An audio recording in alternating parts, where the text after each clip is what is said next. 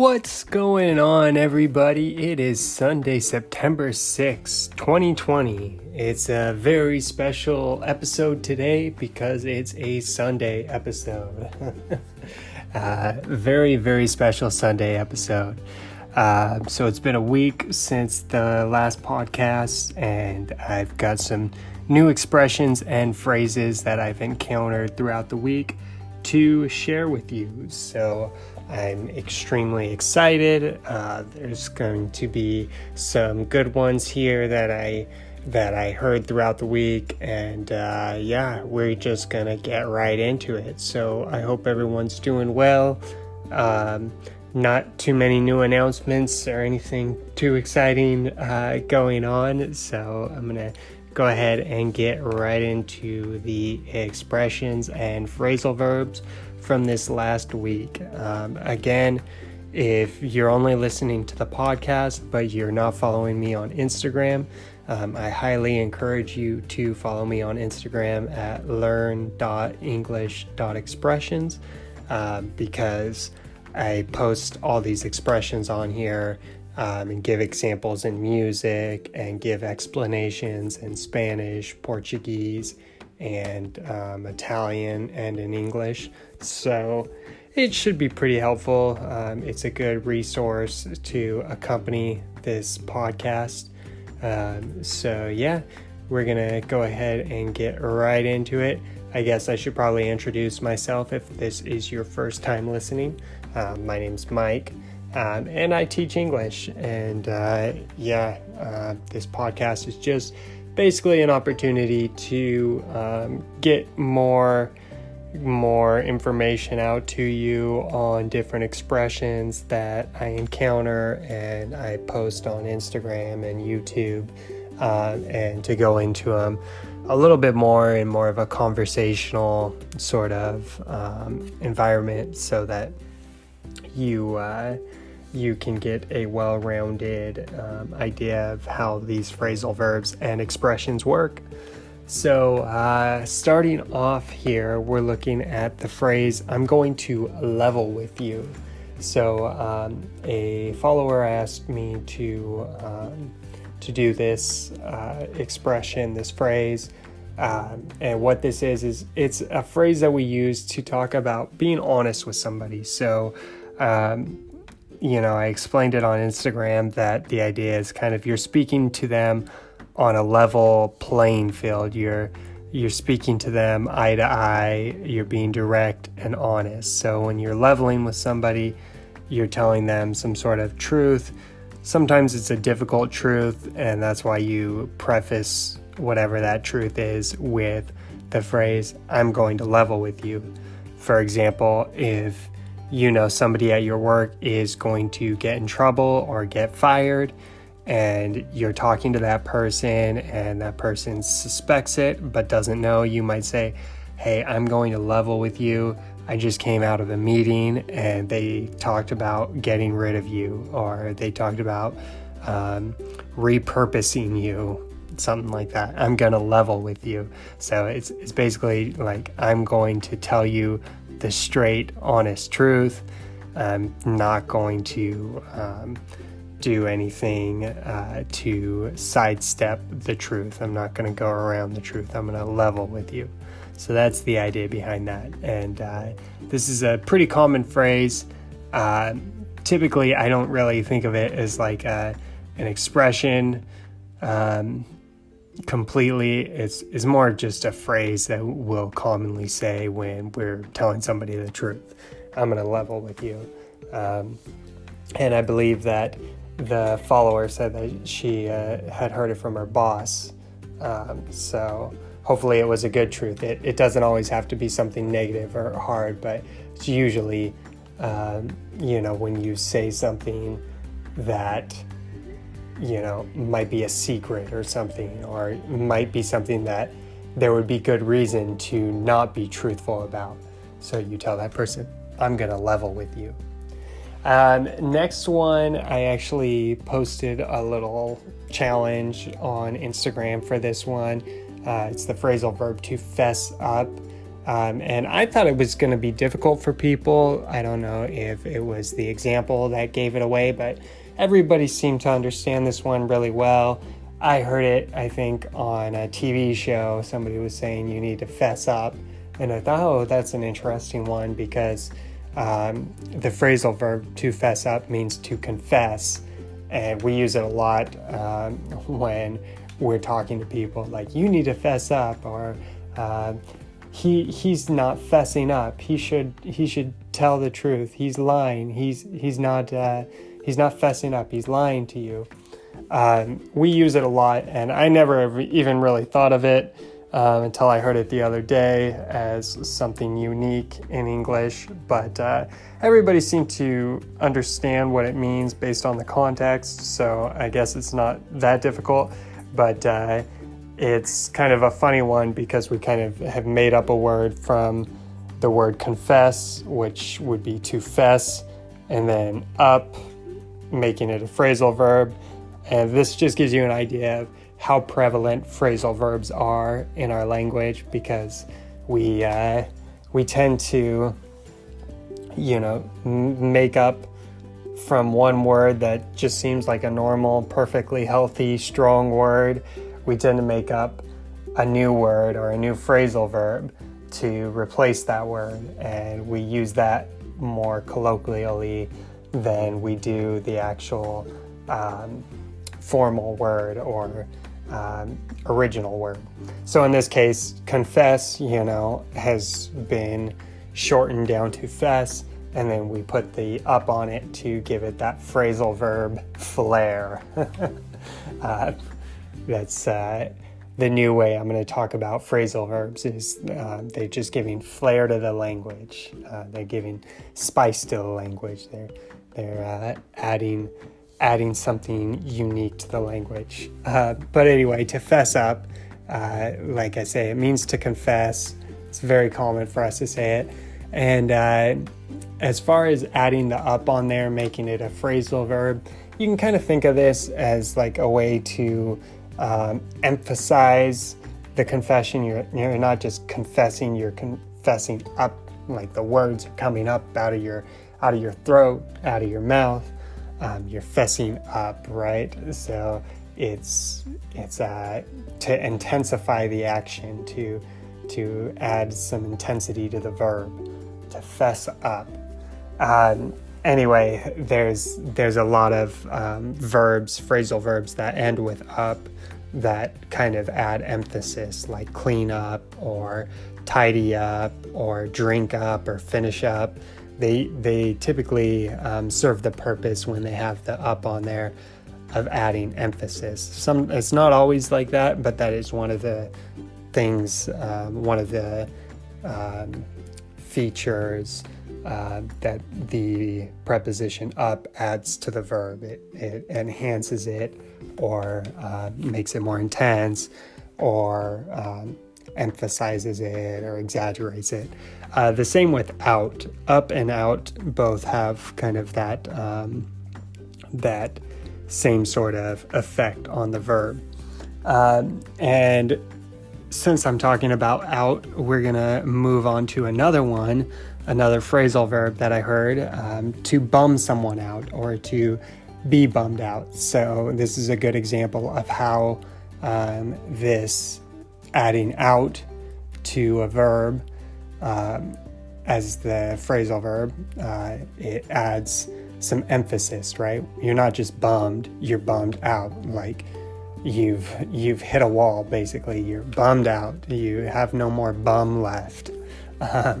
You have no more depression left. You're bummed out. You have no more hope. So yeah, the idea here is a bummer, you probably know, is like something that's negative, a thing that happened that is negative or unfortunate. We would say, oh, that's a bummer, right? And when you're bummed, you're sad. Oh, I'm feeling bummed today. And when you're bummed out, you're really sad. It's just a way to emphasize it. I'm just kind of bummed out, just kind of bummed out with all the crazy stuff that's going on these days. Just kind of bummed out. It's like it's a way to add a little bit more to the verb. Like the verb wasn't enough by itself just to be bummed.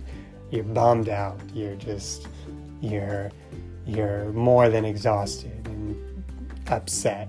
You're bummed out. So it gives this idea of kind of, you've reached a breaking point. You're bummed out.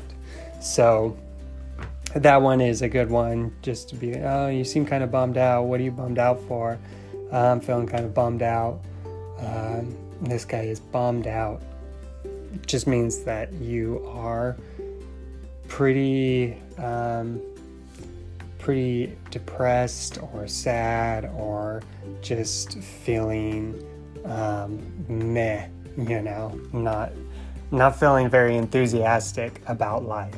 That is what it is when you are bummed out. All right, and then next one. So this one is a phrase that we use, and this is more visual, so it makes sense visually. It's a phrasal verb as well. Bottoms up. So when we say bottoms up, this is related to when we're talking about finishing a drink, right? Because you lift the glass up, and so the bottom of the glass is up, and it's kind of something we say celebrating, and it's something that we will say, oh yeah, bottoms up, cheers, bottoms up. Or if somebody wants you to finish your drink, they'll be like, you want to go bottoms up so we can do another drink, or we can get out of here. So that's what bottoms up is. It just means to finish your drink, or when you're celebrating, bottoms up, and then you drink your drink. But the idea is you're lifting the bottom of the glass up and taking that drink. And this actually came from a friend who thought it would be a really good idea to post it. And he thought it would be a real successful post, and it was it didn't do too bad. It got quite a few likes, and I think people responded pretty well to it. It's just a fun phrase. It isn't quite synonymous with cheers. Like, you couldn't say bottoms up to somebody just randomly. Like some people will say cheers, like randomly, like as a way of saying goodbye. Oh, cheers. Or they'll sign off their emails. Cheers. See you later. Cheers. Or if you're thanking someone, they might say, yeah, cheers. But if you said bottoms up to those in those scenarios, it probably wouldn't make as much sense. So it's fairly specific. I think that was a question that came up on Instagram. Somebody asked me if you could say bottoms up as a way of saying cheers, like people do when they're like, oh, cheers, mate, and it's not quite like that. It's more specific to the context of drinking. So that is a little more detail for you there. But anyway, yeah, the phrase is very popular at social gatherings where you are drinking.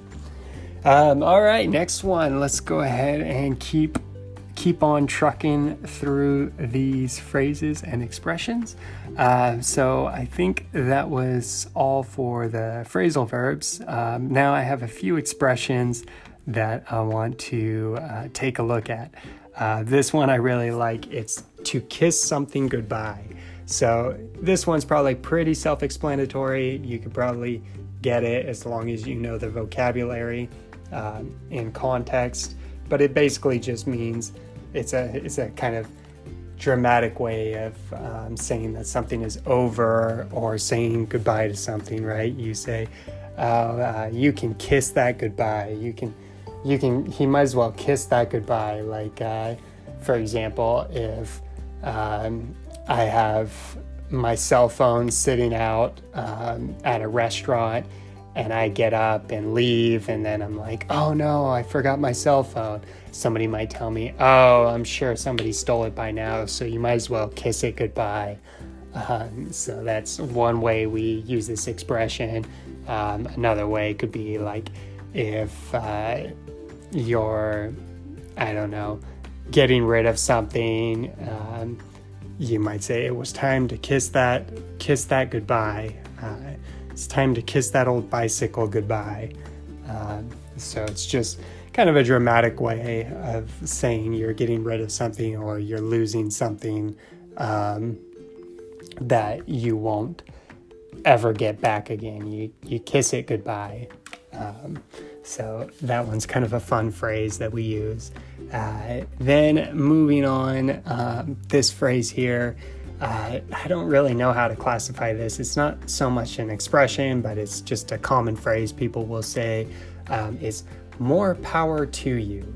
And so, yeah, like I say, it's not really an expression, but it is common for people to say this to kind of encourage somebody or to support that person's actions or decisions. We'll say, more power to you. Like an example might be, I like to relax on the weekends, but if you like to work and go do a lot of activities, more power to you. That is just me saying, I like something a little bit different, but I support you in what you like. But it's kind of unique in that, you do typically have some sort of contrast there, like I like this, and if you like that, more power to you. And there's some sort of contrast in what we like. But also if somebody, is talking about something that they did that was successful, I might just tell them, yeah, well, more power to you. Good for you. Or if somebody's doing something that's challenging, like running a marathon or something, I might say, yeah, I definitely am not joining a marathon anytime soon, but more power to you. Good for you. Way to go. I'm proud of you for doing that marathon. So it's more power to you. It's just, more of my positive energy your way. More power to you. You go, girl, sort of thing. All right. And then this next one here is to go for the gusto. So to go for the gusto, I just thought was unique because I don't really know if gusto is, apparently it is a word in English, but my understanding is that it probably comes from gusto or from Latin. And I just think it's funny because the word gusto in Spanish gets, instead of the gusto, we pronounce it in English with that short U, and it's gusto. But we use this phrase to talk about like going all the way or doing something big. Yeah, go for the gusto. It's kind of like going out with a bang, or go big or go home. Say go for the gusto. So an example might be I ordered a cheeseburger and I added bacon, mushrooms, and onions, and more bacon. I just decided to go for the gusto. It's like I decided to go big. I decided to do it big. So that is the idea behind that, to go for the gusto. And last but not least, last phrase here, expression that we love to use in English is to burst someone's bubble. So I like that. It's a real nice expression, no ambiguity there.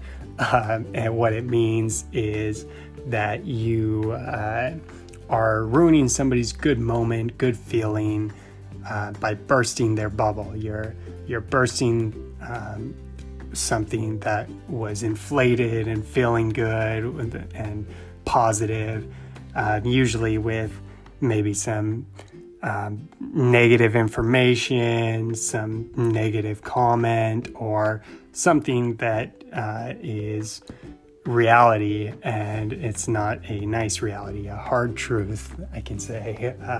So an example of this would be like, if you're doing really well in your English class and you're getting good grades, and then you take a test and you're like excited because you feel really confident about it, and you ask your teacher what your score was, and your teacher's like, well, I hate to burst your bubble, but you failed that test and you answered everything incorrectly. I hate to burst your bubble. It's like, I don't want to, that's how we'll usually say it too. Like, I don't want to burst your bubble, or I'm not trying to burst your bubble here. And if somebody is ruining your good feeling, you could be like, oh, thanks for bursting my bubble. But yeah, this could be something at work as well. If you get demoted from your position and you take a lower position at work, somebody might say, I hate to burst your bubble, but we're going to have to demote you and move you back into a lower position. So it's bursting your bubble. It's ruining a good time, ruining a good feeling, a good moment that you're having. It's bursting your bubble.